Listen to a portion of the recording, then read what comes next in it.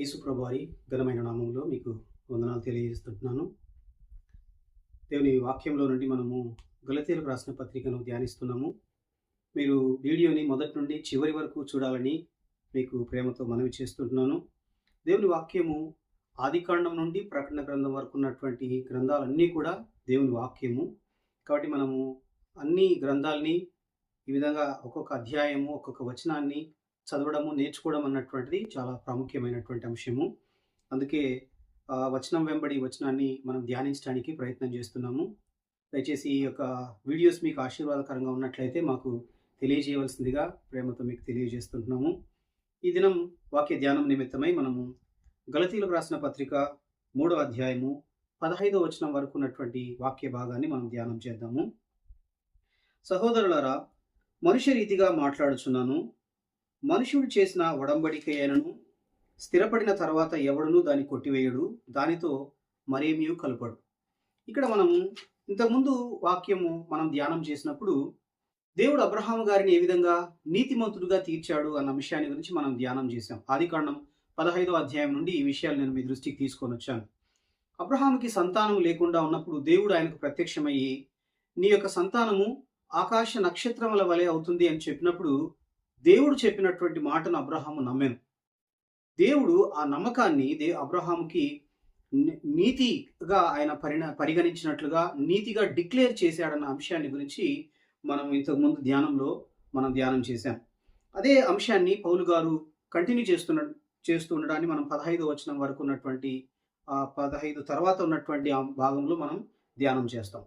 అంటే అబ్రహాము గారికి దేవుడు వాగ్దానం చేశాడు. అబ్రహాముకు దేవుడు చేసినటువంటి వాగ్దానము అది యూనిలాటరల్ అంటాం అనమాట. అంటే దేవుడు మాత్రమే ఆయన చొరవ తీసుకొని అబ్రహాముతో వాగ్దానం చేశాడన్నటువంటి అంశాన్ని మనం చూస్తాం. అంటే అక్కడ అబ్రహాము గారి యొక్క ప్రమేయం ఏమీ లేదు. అబ్రహాము గారికి దేవుడు మాట్లాడిన తర్వాత దేవుడు ఈ మాటలన్నీ చెప్తున్నటువంటి సమయంలో అబ్రహాము గాఢ నిద్రకు వెళ్ళాడన్న విషయాన్ని మనం ఆదికాండం 15వ అధ్యాయంలో చూస్తాం.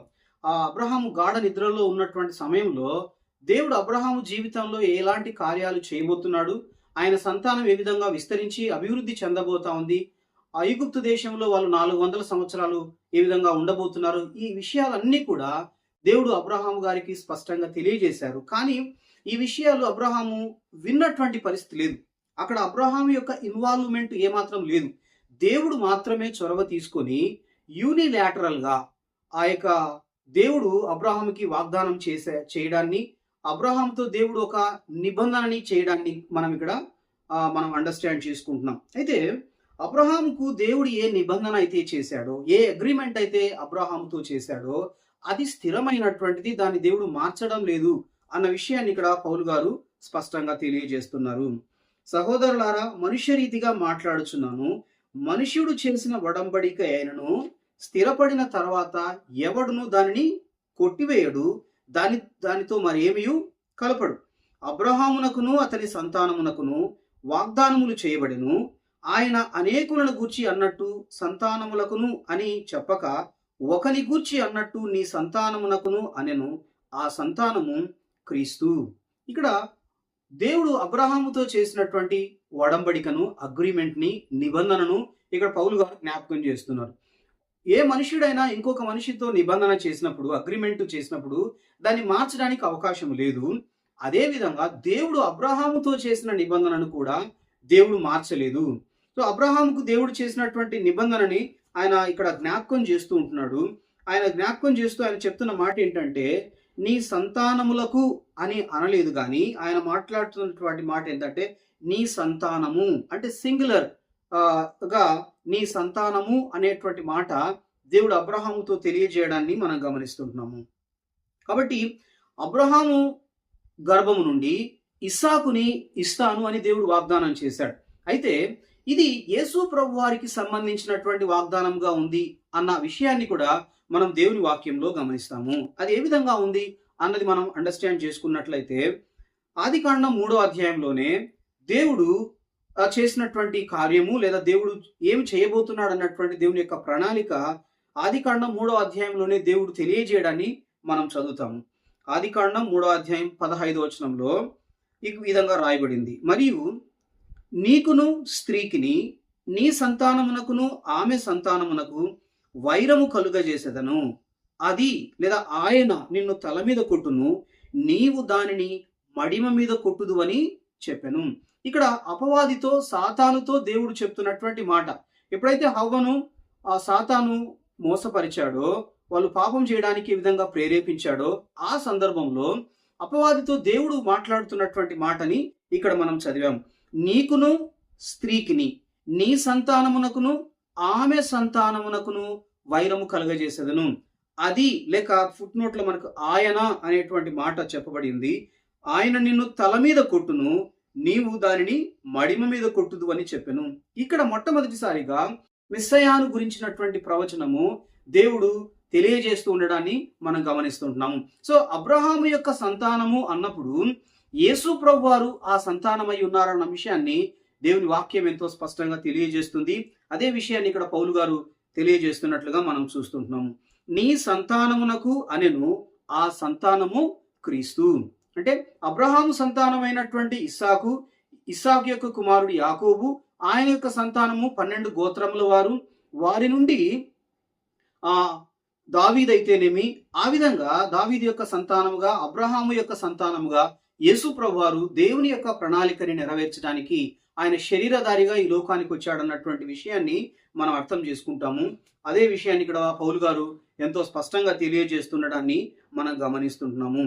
అదే 17వ వచనంలో మనం చూసినట్లయితే, నేను చెప్పునదేమనగా 430 సంవత్సరములైన తరువాత వచ్చిన ధర్మశాస్త్రము వాగ్దానమును నిరర్థకము చేయునంతగా పూర్వమందు దేవుని చేత స్థిరపరచబడిన నిబంధనను కొట్టివేయదు. ఇక్కడ ఒక విషయాన్ని పౌలు గారు తీసుకొని వస్తుంటున్నారు. అబ్రహాము గారికి దేవుడు నిబంధన చేశారు. అది యూనిలాటరల్ గా, అంటే దేవుడే ఇన్వాల్వ్ అయ్యి దేవుడే చొరవ తీసుకొని అబ్రహాముకి దేవుడు వాగ్దానం చేస్తూ ఉండడాన్ని మనం ఇక్కడ గమనిస్తుంటున్నాము. ఇక్కడ అబ్రహాము యొక్క ప్రమేయము ఏమీ లేదు. కానీ మోషే దగ్గరికి వచ్చేసరికి మనము దేవుడు మోషే గారికి ఇచ్చినటువంటి దేవదూతల ద్వారా ఇవ్వబడినటువంటి ధర్మశాస్త్రం విషయంలో మాత్రము అక్కడ ఇశ్రాయేలు ప్రజలకి దేవునికి మధ్య అది బైలాటరల్ అగ్రిమెంట్ గా ఉండడాన్ని అక్కడ మనం గమనిస్తుంటున్నాము. మీరు ఇది చేసినట్లయితే నేను ఈ విధంగా చేస్తాను, మీరు నా మాటకు లోబడినట్లయితే నేను మిమ్మల్ని ఆశీర్వదిస్తాను అని దేవుడు ఇశ్రాయేలు ప్రజలతో నిబంధన చేయడాన్ని మనం గమనిస్తుంటున్నాము. అంటే ఇది దేవుడు ఒక్కటి మాత్రమే చేస్తున్నటువంటిది కాదు, కానీ ఇశ్రాయేలు ప్రజలు దేవుని యొక్క మాటలకి విధేయత చూపించడం ద్వారా దేవుడు వాళ్ళని ఆశీర్వదించేవాడుగా, దేవుడు వాళ్ళని అభివృద్ధి పరిచేవాడుగా ఉంటాడన్నటువంటి విషయాన్ని మనం గమనిస్తాం. అబ్రహాముకు దేవుడు చేసినటువంటి వాగ్దానము విశ్వాసముతో కూడినటువంటి వాగ్దానము. అదే ధర్మశాస్త్రము ఇవ్వబడినప్పుడు అది విధేయత చూపించడానికి సంబంధించినటువంటి నిబంధనగా, అగ్రిమెంట్ గా అది ఉండడాన్ని మనము గమనిస్తుంటున్నాము. అదే అంటే 400 సంవత్సరాలకు ముందే, ధర్మశాస్త్రం ఇవ్వడానికి ముందు 400 సంవత్సరాలకు ముందే దేవుడు విశ్వాసము ద్వారా అబ్రహాముతో ఒక ఒడంబడిక చేశాడు. ధర్మశాస్త్రం వచ్చిన తర్వాత దేవుడు ఆ ఒడంబడికను కొట్టివేయలేదు, దాన్ని తీసివేయలేదు అన్న విషయాన్ని ఇక్కడ స్పష్టంగా మనం అర్థం చేసుకుంటున్నాము. అదే 18వ వచనంలో మనం గమనిస్తే, ఆ స్వాస్థ్యము ధర్మశాస్త్ర మూలముగా కలిగిన ఎడల ఇక వాగ్దాన మూలముగా కలిగినది కాదు. అయితే దేవుడు అబ్రహామునకు వాగ్దానము వలననే దాన్ని అనుగ్రహించెను. ఇక్కడ ఆయన మాట్లాడుతున్నటువంటి మాట, మనము ఇక్కడ గమనిస్తున్నటువంటి అంశం ఏంటంటే, అబ్రహాముకు దేవుడు డైరెక్ట్ గా ప్రత్యక్షమయ్యి ఆయన అబ్రహాముతో నిబంధన చేయడాన్ని మనం గమనిస్తున్నాము. అది విశ్వాస సంబంధమైనటువంటిదిగా, అబ్రహాము దేవుని యందు విశ్వాసం ఉంచడం ద్వారా దేవుడు ఆ నిబంధనను స్థిరపరిచిన వారుగా ఉన్నారన్న విషయాన్ని మనం గమనిస్తున్నాం. అయితే ధర్మశాస్త్రం అనేటువంటిది అది విశ్వాసానికి సంబంధించినటువంటిది కాదు, అది దేవుని ఆజ్ఞలకు విధేయత చూపించడానికి సంబంధించినటువంటి అంశముగా ఉంది. అది డైరెక్ట్ గా అనుగ్రహించబడినటువంటిది కాదు, అది మధ్యవర్తి చేత అనుగ్రహించబడింది అన్న విషయాన్ని కూడా మనం హెబ్రీలకు రాసిన పత్రికలో దాన్ని మనం అర్థం చేసుకుంటాం. దేవుని దూతల ద్వారా దేవుడు మోషేకి ఈ యొక్క ధర్మశాస్త్రాన్ని అనుగ్రహించడం అనేటువంటిది మనము ఇక్కడ గమనిస్తుంటున్నాము. అయితే 19వ వచనంలో, అలాగైతే ధర్మశాస్త్రం ఎందుకు? ఎవనికి ఆ వాగ్దానము చేయబడినో ఆ సంతానము వచ్చు వరకు అది అతిక్రమములను బట్టి దాని తర్వాత ఇయ్యబడిను. అది మధ్యవర్తి చేత దేవదూతల ద్వారా నియమింపబడెను. మధ్యవర్తి ఒకనికి మధ్యవర్తి కాడు, కానీ దేవుడు ఒక్కడే. అయితే దేవుడు అబ్రహాముకి వాగ్దానము చేసి అబ్రహాముతో ఒక నిబంధన చేసిన తర్వాత మళ్ళీ ధర్మశాస్త్రాన్ని ఇవ్వాల్సినటువంటి అవసరం ఏంటి అన్న విషయాన్ని ఇక్కడ పౌలు గారు తెలియజేస్తుంటున్నారు. అది సరిపోతుంది కదా, మళ్ళీ ధర్మశాస్త్రాన్ని ఇవ్వాల్సినటువంటి అవసరం ఏంటి అంటే ఇక్కడ ఆయన చెప్తున్న మాట ఏంటంటే, దేవుడు అబ్రహాముకు చేసినటువంటి వాగ్దానం ఏదైతే ఉందో, నీ సంతానము వలన సమస్త జనులు ఆశీర్వదింపబడతారని అబ్రహాముకు యేసు ప్రభువారిని గూర్చినటువంటి వాగ్దానం ఏదైతే చేయబడిందో, ఆ వాగ్దానము నెరవేర్చబడేంత వరకు, అంటే యేసు ప్రభువారు ఈ లోకానికి శరీరధారిగా వచ్చేంత వరకు అది టెంపరరీగా దేవుడు ధర్మశాస్త్రాన్ని అనుగ్రహించాడన్న అంశాన్ని మనం గమనించాలి. ధర్మశాస్త్రం అన్నటువంటిది పర్మనెంట్ కాదు. ధర్మశాస్త్రం అన్నటువంటిది దేవుడిచ్చిన పర్మనెంట్ సొల్యూషన్ కాదు. కానీ యేసు ప్రభువారు శరీరధారిగా ఈ లోకానికి వచ్చేంత వరకు, ఆయన సిలువలో మరణించేంత వరకు, అంతవరకు దేవుడు ఈ ధర్మశాస్త్రాన్ని వారు విధేయత చూపించడం ద్వారా వారు ముందుకు నడవడం కొరకైనటువంటి ఇన్స్ట్రక్షన్స్ దేవుడు వారికి అనుగ్రహించినట్లుగా మనం గమనిస్తుంటున్నాము. అదే అంశాన్ని ఇక్కడ పౌలు గారు తెలియజేస్తుంటున్నారు. అట్లే 21వ వచనం మనం గమనిస్తే, ధర్మశాస్త్రము దేవుని వాగ్దానములకు విరోధమైనదా? అట్లనరాదు. జీవింప చేయ శక్తి గల ధర్మశాస్త్రము ఇయ్యబడి ఉన్న ఎడల వాస్తవముగా నీతి ధర్మశాస్త్రం వలననే కలుగును. కానీ యేసుక్రీస్తునందలి విశ్వాస మూలమున కలిగిన వాగ్దానము విశ్వసించు వారికి అనుగ్రహింపబడినట్లు లేఖనము అందరినీ పాపములో బంధించెను. అయితే ధర్మశాస్త్రం ఇవ్వబడింది కాబట్టి దేవుడు ముందుగా చేసినటువంటి ఆ నిబంధనను ఈ ధర్మశాస్త్రం కొట్టివేస్తుందా లేదా దాన్ని తృణీకరిస్తుందా అంటే ఎంత మాత్రము ధర్మశాస్త్రము దేవుని చేత అనుగ్రహించబడినటువంటి నిబంధనను కొట్టివేయదు.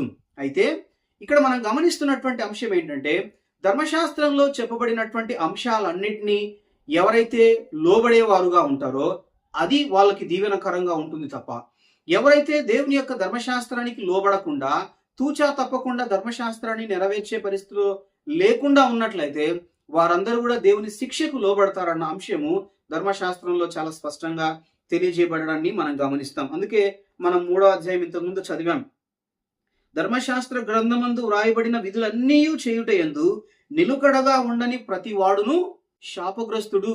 ధర్మశాస్త్రం అన్నటువంటిది ఆశీర్వాదకరమైనటువంటిది కాదు. కానీ ధర్మశాస్త్రము అంటే ధర్మశాస్త్రము ఇట్ సెల్ఫ్ ఇస్ గుడ్, అది ఆశీర్వాదకరమైనది. కాకపోతే ధర్మశాస్త్రాన్ని ఏ మానవుడు పూర్తిగా విధేయత చూపించలేడు. కాబట్టి ధర్మశాస్త్రము ఏం చేస్తుందంటే మనం చేసినటువంటి తప్పుల్ని అది స్పష్టంగా తెలియజేస్తుంది. అయితే మనం చేసిన తప్పుల్ని మనకు తెలియజేసేటువంటిదిగా ధర్మశాస్త్రం ఉంది తప్ప ఆ తప్పుల్ని పరిష్కరించడానికి ధర్మశాస్త్రానికి వీలు కాదు అన్న విషయము దేవుని వాక్యం ఎంతో స్పష్టంగా తెలియజేస్తుంది. యేసు ప్రభువారు ఈ లోకానికి వచ్చేంత వరకు 22వ వచనంలో యేసుక్రీస్తునందలి విశ్వాస మూలముగా కలిగిన వాగ్దానము విశ్వసించు వారికి అనుగ్రహింపబడినట్లు లేఖనం ఏం చేస్తుంది? అందరినీ పాపములో బంధించను. అయితే ఇశ్రాయేలు ప్రజలందరూ కూడా దేవుని యొక్క ధర్మశాస్త్రం అనుగ్రహించబడినప్పుడు మోషే గారితో వాళ్ళు చెప్పిన మాట ఏంటంటే, దేవుడు మాకు చెప్పిన ప్రతి మాటకి మేము లోబడతాము, ప్రతి ఆజ్ఞకు మేము విధేయత చూపిస్తాము అని ఇశ్రాయేలు అందరూ కూడా మోషే గారితో ప్రమాణం చేయడాన్ని మనం దేవుని వాక్యంలో చూస్తాం. కాకపోతే అది వాళ్ళకు కొంతకాలానికి అర్థమైంది, ధర్మశాస్త్రాన్ని పూర్తిగా నెరవేర్చడం అనేటువంటిది అది అసంభవం అన్న విషయాన్ని ఆ యొక్క ఇశ్రాయేలు ప్రజలందరూ కూడా అర్థం చేసుకున్నారు అన్న విషయాన్ని మనం గమనిస్తాం. అయితే ధర్మశాస్త్రం ఏం చేస్తుందంటే మనం చేసిన తప్పులన్నింటినీ ఎత్తి చూపిస్తుంది. మనం ఫలాని విషయంలో బలహీనంగా ఉన్నాము, ఫలాని విషయంలో దేవుని మాటకు అవిధేయత చూపించామని ధర్మశాస్త్రం మనల్ని పాపములో బంధించి ఉంచుతుంది. ధర్మశాస్త్రం ఏం చేస్తుందంటే మనకు రక్షకుని యొక్క అవసరాన్ని తెలియజేస్తుంది. నేను పాపంలో ఉన్నాను కాబట్టి నాకు రక్షకుడు అవసరము అన్న విషయము ధర్మశాస్త్రం ఎంతో స్పష్టంగా తెలియజేస్తుంది. ధర్మశాస్త్రం అన్నటువంటి స్వతంత్రంగా మానవుని యొక్క పాపములకు పరిహారము కలుగచేయదు. కానీ ధర్మశాస్త్రము మనల్ని యేసు ప్రభువారి దగ్గరికి నడిపిస్తుంది. ఒక రక్షకుడు నీకు అవసరము అనేటువంటి విషయాన్ని ధర్మశాస్త్రం మనకు తెలియజేస్తుంది. అందుకే లేఖనము అందరినీ పాపములో బంధించెను. మనం అందరం కూడా ధర్మశాస్త్రం యొక్క బానిసత్వంలో, కంట్రోల్లో ఉన్నాము. అందు నుండి మనల్ని విడిపించడానికి, పాపం నుండి మనల్ని విడిపించడానికి యేసు ప్రభువారు ఈ లోకానికి వచ్చారన్న విషయాన్ని మనం గమనిస్తాము. కాబట్టి ధర్మశాస్త్రం అనేటువంటిది దేవుని ద్వారా అనుగ్రహించబడినటువంటి నిబంధనని, అబ్రహాముకు దేవుడు చేసిన వాగ్దానాన్ని అది కొట్టివేయలేదు కానీ దాన్ని బలపరిచినట్లుగానే మనం దాన్ని అర్థం చేసుకుంటున్నాము. యేసు ప్రభువారు శరీరధారిగా వచ్చేంత వరకు టెంపరరీగా ఈ ధర్మశాస్త్రాన్ని దేవుడు అనుగ్రహించాడన్నటువంటి విషయాన్ని కూడా మనం అర్థం చేసుకుంటున్నాము. 23వ వచనం నుండి మనం గమనించినట్లయితే, విశ్వాసము వెల్లడి కాకమునుపు లేదా విశ్వాసము రాకమునుపు, అంటే యేసు ప్రభువారు శరీరధారిగా రాకమునుపు ఇక ముందుకు బయలుపరచబడబోవు విశ్వాసము అవలంబించవలసినటువంటి వారముగా చెరలో ఉంచబడినట్టు మనము ధర్మశాస్త్రమునకు లోనైన వారమైతిమి. అదే మళ్ళీ ఆయన రిపీట్ చేస్తున్నాడు. ధర్మశాస్త్రానికి మనం లోబడకపోవడం ద్వారా మనం ఒక బందీగా ఉన్నాము. మనము ఆ యొక్క అదే చెప్తున్నాడు ఆయన, బంధకములలో ఉన్నాము అన్న అంశాన్ని ఇక్కడ పౌలు గారు తెలియజేస్తున్నటువంటి పరిస్థితిని మనం గమనిస్తుంటున్నాం. కాబట్టి మనం విశ్వాస మూలమున నీతిమంతులమని తీర్చబడినట్లు క్రీస్తునొద్దకు మనలను నడిపించుటకు ధర్మశాస్త్రము మనకు బాల శిక్షకుడాయను. ఇక్కడ ఇంకొక పాయింట్ ని ఇక్కడ పౌలు గారు మెన్షన్ చేయడాన్ని మనం చూస్తుంటున్నాం. ధర్మశాస్త్రం ఏంటి అంటే బాల శిక్షకుడాయను. మామూలుగా చిన్నపిల్లల్ని స్కూల్కు తీసుకొని వెళ్ళడానికి, మళ్ళీ స్కూల్ నుండి ఇంటికి తీసుకొని రావడానికి ఏమంటారు, ఒక ట్రైనర్ ఏ విధంగా అయితే అవసరమో ఆ విధంగానే ధర్మశాస్త్రం అనేటువంటిది మనల్ని యేసు ప్రభు వారి దగ్గరికి నడిపించడానికి అది ఉపయోగపడేటువంటి అంశముగా ఉంది అన్న విషయాన్ని ఇక్కడ మనం గమనిస్తుంటున్నాము. మనము మన యొక్క ఫేస్ ని మనం మిర్రర్ లో చూసుకుంటున్నాం అనుకుంటే మన ముఖం మీద ఏ విధమైనటువంటి పరిస్థితి ఉంది అనేది మనకు అర్థమవుతుంది. కొన్నిసార్లు పౌడర్ ఎక్కువైందా లేదా తక్కువైందా అన్న విషయాన్ని మనం మిర్రర్ లో చూడడం ద్వారా దాన్ని మనం గ్రహిస్తాం. కానీ దాన్ని మిర్రర్ మనకి ఏం చేస్తుందంటే మన ముఖము ఏ విధంగా ఉందో తెలియజేస్తుంది. అది ఎక్కడ మచ్చ ఉంది లేదా ఎక్కడ పొరపాటు ఉంది అన్న విషయాన్ని తెలియజేస్తుంది తప్ప దాన్ని బాగు చేసేటువంటి అవకాశము ఆ మిర్రర్ కి ఉండదు అన్న విషయాన్ని మనం గమనిస్తాం. ఆ విధంగానే ధర్మశాస్త్రం అనేటువంటిది మనలో ఉన్న పాపాన్ని ఎత్తి చూపిస్తుంది. మనం ఎంత బలహీనులమో ఎంత దౌర్భాగ్యులమో ధర్మశాస్త్రం మనకు తెలియజేస్తుంది. అంతే తప్ప ఆ పాపం నుండి విడుదల పొందడం కొరకై ధర్మశాస్త్రం మనకి సహాయం చేయలేదు అన్న అంశాన్ని మనం గమనించాలి. అందుకే యేసు ప్రభువారు ఆ పాపం నుండి మనల్ని విడిపించడానికి ఆయన శరీరధారిగా ఈ లోకానికి వచ్చి మన నిమిత్తమై మృతి చెంది తిరిగి లేచారన్న విషయాన్ని మనం గమనిస్తాము. కాబట్టి ధర్మశాస్త్రం మనల్ని యేసు ప్రభువారి దగ్గరికి నడిపించడం కొరకు ఉపయోగపడుతుంది అన్న విషయాన్ని మనం గమనించాలి.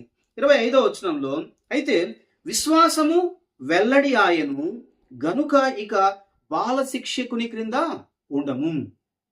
ధర్మశాస్త్రం అనేటువంటిది విశ్వాసం వెల్లడి అయ్యేంత వరకు టెంపరరీగా అనుగ్రహించబడినటువంటిది అన్న విషయాన్ని మనం చూసాం.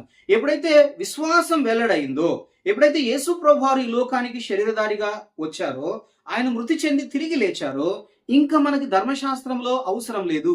ధర్మశాస్త్రము చేయాల్సినటువంటి పని చేసింది. ఇంకా ధర్మశాస్త్రముతో మనకు అవసరం లేదు. ఎందుకంటే విశ్వాసం వెల్లడైంది. యేసు ప్రభువారు ఈ లోకానికి ఆయన అరుదించారన్నటువంటి విషయాన్ని మనం గమనిస్తుంటున్నాము. కాబట్టి విశ్వాసము వెల్లడి ఆయను గనుక ఇక బాల శిక్షకుని క్రింద ఉండము. యేసుక్రీస్తునందు మీరందరూ విశ్వాసం వలన దేవుని కుమారులై ఉన్నారు. క్రీస్తులోనికి బాప్తిస్మం పొందిన మీరందరూ క్రీస్తును ధరించుకొని ఉన్నారు. ఇందులో యూదుడని గ్రీసు దేశస్థుడని లేదు, దాసుడని స్వతంత్రుడని లేదు, పురుషుడని స్త్రీ అని లేదు, యేసుక్రీస్తునందు మీరందరూ ఏకముగా ఉన్నారు. కాబట్టి ధర్మశాస్త్రం యొక్క పని అయిపోయింది. ఇంకా మనం ధర్మశాస్త్రం యొక్క ఆజ్ఞలకి, ధర్మశాస్త్రంలో చెప్పబడినటువంటి అంశాలు, సున్నతి ఆచరించడం కావచ్చు, ఈ లీగలిజం ఏదైతే ఉందో, జూడియైజర్స్ వీళ్ళకి చెప్తున్నటువంటి ఈ లీగలిస్టిక్ వాళ్ళు ఏవైతే లోబడాలని చెప్తున్నారో వాటన్నిటితో ఇంకా అవసరం లేదు. ఎందుకంటే మనం విశ్వాసంలోనికి వచ్చాము, యేసు ప్రభువారి యందు విశ్వాసం ఉంచాము. కాబట్టి ఇంకా ధర్మశాస్త్రంతో మనకి అవసరం లేదు. ధర్మశాస్త్రం కింద ఉండము. మనము ధర్మశాస్త్రం యొక్క బానిసత్వంలో ఇంకా లేము అన్న విషయాన్ని ఎంతో స్పష్టంగా దేవుని వాక్యం మనకు తెలియజేస్తుంది. కాబట్టి మనము ఎప్పుడైతే యేసు ప్రభువారి యందు విశ్వాసం ఉంచామో మనం దేవుని కుమారులుగా చేయబడుతున్నాము. ధర్మశాస్త్రం మనల్ని నిందిస్తుంది. ధర్మశాస్త్రం మన మీద శిక్ష అనేటువంటిది కలుగజేస్తుంది, మనల్ని పాపంలో బంధించి ఉంచుతుంది. అయితే యేసు ప్రభు వారు మనల్ని తన యందు విశ్వాసం ఉంచడం ద్వారా ఆయన కుమారులుగా మనల్ని స్వీకరిస్తున్నాడన్న విషయాన్ని మనం గమనించాలి. ధర్మశాస్త్రం మనల్ని బానిసలుగా చేస్తుంది, అయితే యేసు ప్రభు వారు మనల్ని స్వతంత్రులుగా చేశారు. పాపం నుండి మనల్ని విడిపించి మనకి స్వాతంత్ర్యాన్ని యేసు ప్రభు వారు విడుదలని మనకు అనుగ్రహించారన్నటువంటి విషయాన్ని దేవుని వాక్యం ఎంతో స్పష్టంగా మనకు తెలియజేస్తుంది. చివరిగా 29వ వచనంలో, మీరు క్రీస్తు సంబంధులైతే ఆ పక్షమందు అబ్రహాము యొక్క సంతానమై ఉండి వాగ్దాన ప్రకారము వారసులై ఉన్నారు. ఇక్కడ మనం దేవుని కుమారులుగా చేయబడుతున్నప్పుడు ఇందులో ఏ రకమైన తారతమ్యము లేదు. స్త్రీ అని పురుషుడని ఏ భేదము లేదు, యూదుడని అన్యజనుడని ఏ భేదం లేదు. యేసు ప్రభువారి యందు విశ్వాసం ఉంచిన ప్రతి ఒక్కరూ ఆయన కుమారులుగా కుమార్తెలుగా చేయబడుతున్నారు అన్నటువంటి విషయము దేవుని వాక్యం ఎంతో స్పష్టంగా తెలియజేస్తుంది. అంతేకాదు మనము ఆయనకి వాగ్దానానికి వారసులమై ఉన్నాము. దేవుడు అబ్రహాముకు చేసిన నిబంధన ఏదైతే ఉందో, వాగ్దానం ఏదైతే ఉందో, ఆ వాగ్దానానికి మనందరూ కూడా వారసులుగా ఉన్నామన్న విషయం కూడా దేవుని వాక్యం ఎంతో స్పష్టంగా తెలియజేస్తుంది. నీ వలన లేదా నీ సంతానం వలన భూమి మీద ఉన్న వంశములన్నీ అన్యజనులందరూ ఆశీర్వదింపబడుదురని అబ్రహాముకు ఏ వాగ్దానం అయితే చేయబడిందో ఆ వాగ్దానానికి మనం అందరం కూడా వారసులమై ఉన్నాము అన్న విషయము దేవుని వాక్యం ఎంతో స్పష్టంగా తెలియజేస్తుంది. కాబట్టి ఇంకా మనం ధర్మశాస్త్రం కింద లేము, ఇంకా మనం లీగలిజం కింద లేము, ఇంకా మనము ఆచార వ్యవహారాలు పాటించి నియమ నిబంధనలకు లోబడి జీవించాల్సినటువంటి పరిస్థితి లేదు. అంటే వాటన్నిటి ద్వారా మనము రక్షణ పొందలేము, వాటి ద్వారా మనం పరలోకాన్ని చేరుకోలేమన్న విషయము దేవుని వాక్యం ఎంతో స్పష్టంగా తెలియజేస్తుంది. వాగ్దానము ద్వారా లేదా యేసు ప్రభువారి యందు విశ్వాసం ఉంచడం ద్వారా మాత్రమే మనం నీతిమంతులుగా చేయబడతాము, మనం పరిశుద్ధపరచబడతాము, దేవుని కుమారులుగా చేయబడతాము, మనము దేవుని యొక్క నిబంధనకి వారసులమై ఉన్నాము, మనం పరలోక రాజ్యానికి వారసులం అన్న విషయము దేవుని వాక్యం ఎంతో స్పష్టంగా తెలియజేస్తుంది. కాబట్టి మనము మన జీవితం ఏ విధంగా ఉంది, మనం ఎంత దుర్మార్గులము, ఎంత చెడిపోయినటువంటి వారము అన్నది ధర్మశాస్త్రం మనకు తేల్చి చెప్తుంది. కానీ యేసు ప్రభు వారు ఏం చేస్తున్నారంటే, మనం ఏ పరిస్థితిలో ఉన్నామో ఆ పరిస్థితుల్లో మనల్ని అంగీకరించి మనం చేసిన పాపాలన్నీ క్షమించి మనల్ని తన బిడ్డలుగా చేసుకోవడానికి ఆయన సిద్ధంగా ఉన్నాడు అన్నటువంటి విషయము నిబంధన మనకు తెలియజేస్తుంది. దేవుని వాక్యం మనకు ఎంతో స్పష్టంగా తెలియజేస్తుంది. కాబట్టి ఉచితముగా యేసు ప్రభు వారి ద్వారా మనం చేసిన పాపాలన్నీ క్షమించబడ్డానికి అవకాశం ఉంది. దేవుని ఎదుట మనం నిర్దోషులుగా తీర్చబడ్డానికి అవకాశం ఉంది. ఆ కృప మనకు సులభంగా దక్కుతుందన్న విషయాన్ని మీకు ప్రేమతో మనవి చేస్తున్నాను. ఎవరైతే యేసు ప్రభు వారిని అంగీకరించే వారుగా ఉన్నారో వారందరికీ కూడా వారి మీద ఉన్న శిక్ష అంతా కూడా, వారి మీద ఉన్న శాపం అంతా కూడా యేసు ప్రభు వారు తీసివేసి వారికి పాప క్షమాపణ అనుగ్రహిస్తారు.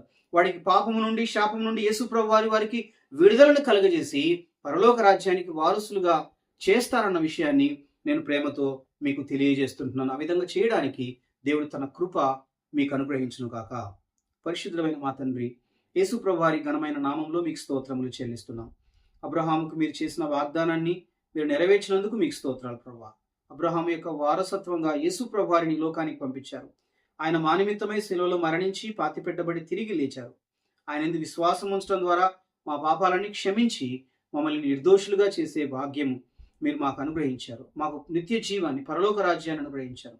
మమ్మల్ని పాపము నుండి శాపం నుండి విడిపించారు. అందును బట్టి స్తోత్రములు. మీ వాక్యం వింటున్న బిడ్డల్ని కూడా మీరు దీవించండి. వారు మీ యందు విశ్వాసం ఉంచడం కొరకై వారిలో మీ ఆత్మ కార్యాన్ని జరిగించండి.